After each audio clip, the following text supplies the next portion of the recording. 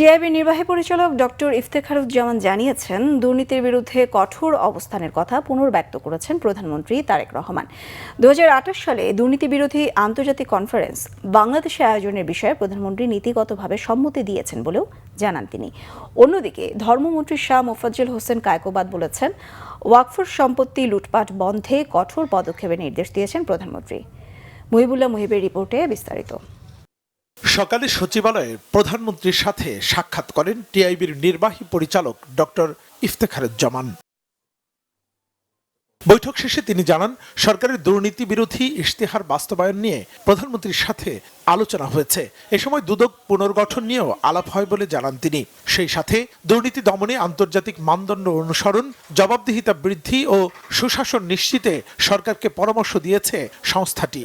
সম্পূর্ণ ইতিবাচকভাবে তিনি আমাদের পরামর্শগুলো শুনেছেন এবং বলেছেন যে আমাদের সাথে প্রায় শতভাগ একমত এবং চেষ্টা করবেন সেগুলো বাস্তবায়নের জন্য সরকারের সাধ্যমতো।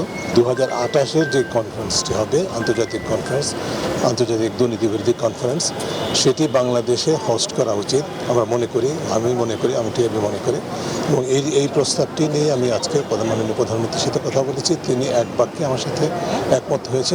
অন্যদিকে সকালে সচিবালয়ে প্রধানমন্ত্রী তারেক রহমানের সঙ্গে দেখা করেন ধর্মমন্ত্রী শাহ মোফাজ্জল হোসেন কায়কোবাদ এবং বাংলাদেশ ওয়াকফ প্রশাসক শাফিজ উদ্দিন আহমেদ। পরে মন্ত্রী নিজ দপ্তরে সাংবাদিকদের সাথে কথা বলেন, জানান ওয়াকফ সম্পত্তি অনৈতিকভাবে ব্যবহারের সুযোগ নেই। এ ব্যাপারে প্রয়োজনীয় পরিকল্পনা রয়েছে সরকারের। এত বড় বিশাল ওয়াকফ স্টেটের আমাদের এই সম্পত্তিগুলি অধিকাংশই এখন বেহাল অবস্থায় আছে।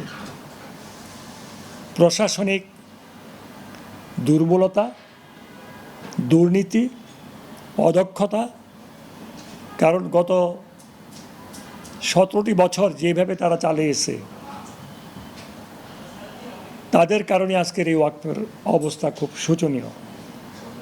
এই জন্য মাননীয় প্রধানমন্ত্রী যাচ্ছেন, ওয়াকিফরা যে উদ্দেশ্যে ওয়াকফ করে গেছেন, ওনাদের উদ্দেশ্যটা যেন সুষ্ঠু সুন্দরভাবে বাস্তবায়িত হয়। যে উদ্দেশ্যে ওনারা ওয়াকফ করে গেছেন, সেই উদ্দেশ্যে যেন উপার্জিত আয়গুলি ব্যয় করা হয়, যাতে এখানে থাকবে না চুরি, থাকবে না দুর্নীতি, থাকবে না কোনো অন্যায়।